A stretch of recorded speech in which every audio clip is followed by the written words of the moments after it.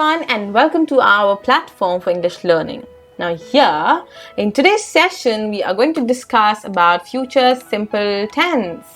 Now this tense is the simplest, okay? It is the easiest one. It tells you about future. Is it that this is what I'm going to tell you? No. I'm going to tell you about something different. I'm going to tell you something different about this tense. So without wasting our time, let's get started with this tense. Now, future simple tense is used to express an action or situation of future. When an action is about to take place, okay, we can use future tense. Or if you know that on some time, for example, next Monday, you know that something is going to happen. Okay, or you can use, like, you have decided that okay, November I will go to or I will visit this place. Okay, you can use future simple tense. Now there are different ways of putting it forward. Future simple tense, which verb do we use, what do we do, which form of verb do we use, which auxiliary or modal verbs do we use, that is also a question. Okay. Now, if I talk about the pattern of this tense, it is subject plus will plus first form of verb. Now, with any modal auxiliary verb you see, we use first form of verb, that is obligatory. So, with will also, you will use first form of verb. Now, object or complement, it depends. A sentence can have an object. If not, it would be considered as a complement part of that particular sentence. Okay? For example, the very first sentence says, Sanjeev will sit for his exam next week. Sanjeev will sit for his exam next week. Now, I know that next week Sanjeev is going to go for his exam. So, this is an action of future or situation of future that I'm talking about, and I have used will plus first form of verb. Another example here could be this. My colleague and I, see, my colleague and I will go out for a lunch. My colleague and I will go out. Again, will plus first form of verb that I have used. So in case of future simple tense, I generally make use of will plus first form of verb. Now there are people who might be thinking that why have we not used shall with I? Okay, there are people who must be thinking about it. So we will discuss that also today itself, and we will clarify this doubt of yours. But you have to remember this pattern for future simple, that you will have your subject, you will have will plus first form of verb, and then your object or your complement. Okay? Now, after these examples and patterns, here we come. Subject plus will or shall plus V1. So, shall can also be used. Now, note this. We can use shall in future tense with I and we. We can use. It is not banned. You can make use of shall also in future tense with I and we, that is first person. Okay. You can make use of shall with first person, that is I and we, but it is more common to use will. That is the reason that people have stopped using shall, because the most common verb or modal verb that is used in future tense is will itself. So people have dropped using shall. Okay, but if you wish, you can use shall. That is not incorrect or inappropriate. Okay, so you can follow this pattern, but only with I and we. Remember this, note it. If you want, you can frame your sentence. I will show you an example.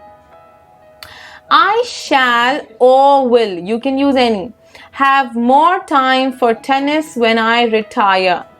I shall have more time for tennis when I retire. So you can use shall also, you can use will also. More prominent is will and better is also will. Alright? Okay. Moving ahead. Now, this is what is important for us in this concept as well. Now see, future simple tense, that is will plus first form of verb, helps you to tell about future actions, not a problem. But we also talk about future actions using this phrase, that is going to. So when do we do this? When do we make use of going to? So we use going to talk about a planned activity for future. Now planned activity means we know that this action is going to take place at this time, or we have already planned well in advance. Okay, then you use going to. Okay, for example, there is a good movie on TV tonight. There is a good movie on TV tonight. So Y says, yes, I know, I'm going to watch it. I am going to watch it. It is already planned because he already knew that there was a movie today on, there will be a movie today on TV. So he said that, yes, I'm going to watch it. Or I will watch it. It will be inappropriate. I will watch it will be inappropriate. Instead, he said, I am going to watch it, because that's a planned activity. Now, when A says, why is Gauri in a hurry? Why is Gauri in a hurry? So you can see Gauri is in a hurry here, right here. So B says, because she is going to meet her brother at the airport. Going to meet. And guys, after going to also, we are using first form of verb only. Okay, so she is going to meet her brother at the airport. Now this is also a pre-planned activity for future. So whenever you are talking about a planned action or pre-planned activity for future, you have to make use of going to instead of will. This is important and you have to keep this in mind.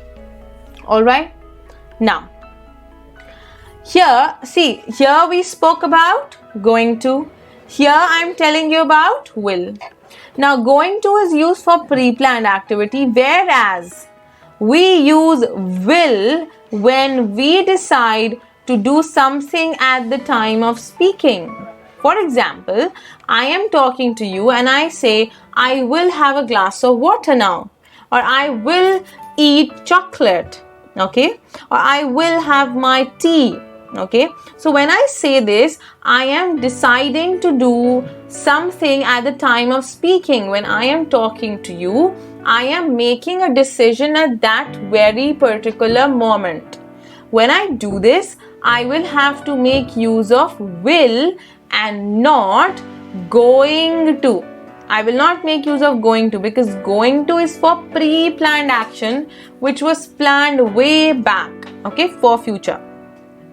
In case of will, at the time of speaking. For example, X says, what would you like to drink? What would you like to drink? Y says, I will have a glass of water. If I say I am going to have a glass of water, that's wrong. Okay, that is for planned action. So I would just say, I will have a glass of water, please.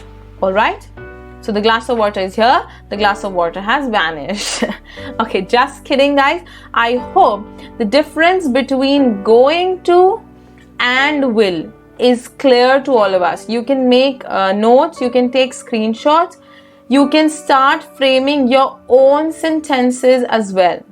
Because I don't want any sort of misconception or confusion to stay with you or to stick to your brain. Alright, okay, let's move ahead now and let's talk about the next concept here. Next thing says, we also use going to for prediction in the near future. This is talking about prediction in the near future, guys. What do we understand by prediction? Prediction is when you talk about that something may happen in future. You are not sure of it. You are predicting that it may or it may not happen in future. You don't know about it. You don't know much about it, but you are just predicting. You are just anticipating that this may happen. Okay. So the speaker is sure because there are signs about it. There are signs. So we are a bit sure because we can see that there are signs about it's happening. So we think that, okay, this is quite possible. Okay, we are quite sure about it. For example, Akash is standing at the edge of the cliff. Okay, he is going to fall. How do I know? How can I say that he is going to fall? Because I can see that Akash is standing at the edge of the cliff. And if a person is standing at the edge of the cliff, it is definite, or it's quite possible that that person could or would fall. Okay, so the speaker is a bit sure because there are signs about it. So you can make prediction of in the near future using going to. All right, this is one such example that I've just taken for you. Okay, now moving ahead is negative structures, guys, that I have for you.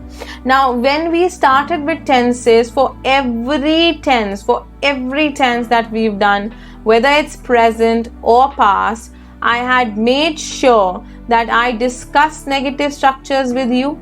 I discussed question structures, that is asking questions pattern with you.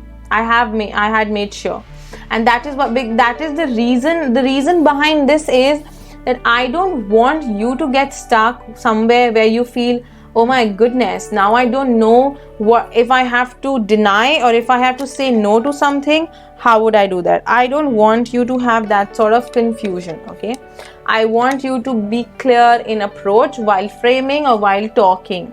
Okay, now, so this negative structure goes that you will use your subject, you will have will, not. Now see, we for future tense we will use will plus first form of verb. That's obvious, right? Exactly. But in case of negative structure, you have to add not, and when you join will not, it becomes won't. What does will not become? It becomes won't. All right. Will not becomes won't. That is the contraction. This is a contracted form, contracted version, or a contraction to will not. Okay, that is with object or complement. Now let's have a look at an example. If I say the meeting won't begin, the meeting won't begin at 11 a.m. I am denying that this time, for example, today at 11 a.m. let's assume it's 8 a.m. and we have a meeting at 11 a.m. and I am informing my colleagues the meeting won't begin at 11 a.m. I'm telling them that the meeting will not begin at 11 a.m. So I have made it won't. It won't begin at 11 a.m. That is the negative structure that I am using right here. Okay. Next thing says, can I have another example? Yes, I have second example for this. Second example says, I won't be arranging a party. I won't be arranging a party. Okay, so this, if I break, it is again, I will not be arranging a party. I will not be arranging a party. Okay, there is no party here. I have not added any picture here.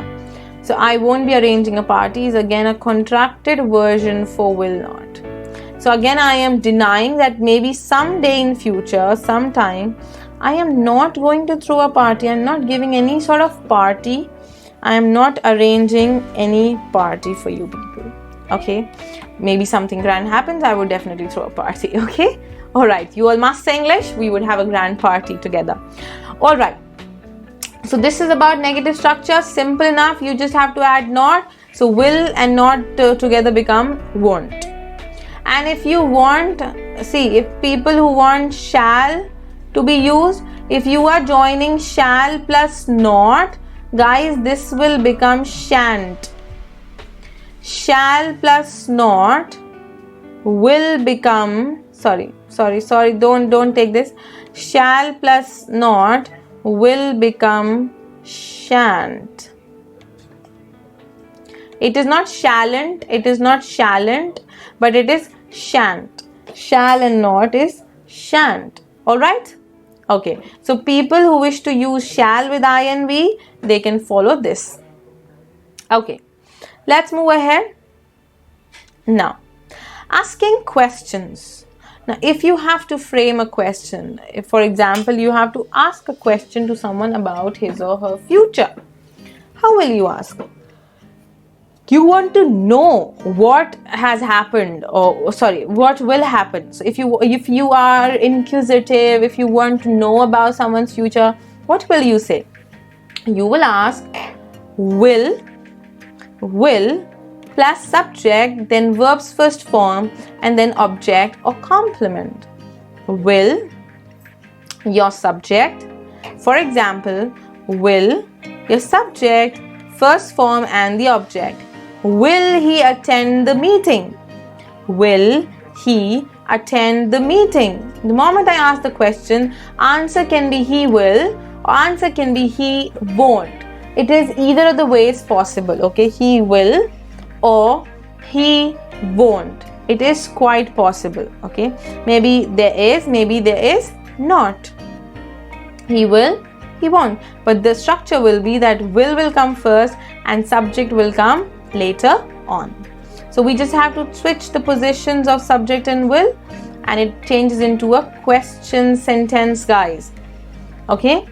And you can have a look at the answer. These are closed ended question. Answer can be yes, answer can be no. I can say yes, he will. No, he won't. He won't attend the meeting, I can say. Okay? Now, here I have another example. Will you come with me? Will you come with me? When I say will you come with me, answer can again be yes I will, no I won't. Okay, so that is will subject, will is helping verb here and you is your subject. So when you change place of your helping verb and subject, it automatically becomes a question. And whether you use interrogative sentence, that is asking questions, or simple verbs, first form is used everywhere in case of future simple tense. Okay, so you cannot neglect the usage of verb. Okay, it has to be in future simple tense, that is first form of verb. All right. Okay, now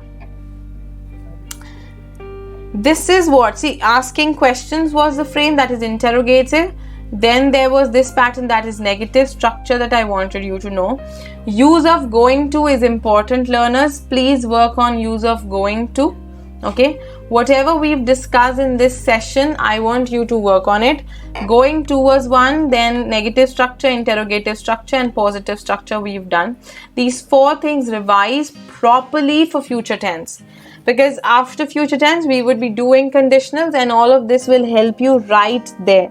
I will talk about these structures in conditionals, so go through them nicely and properly, work on them. Okay, in coming sessions this would be beneficial for you. All right, thank you so much for today's session, and keep learning and growing, learners. I shall see you guys soon. Thank you.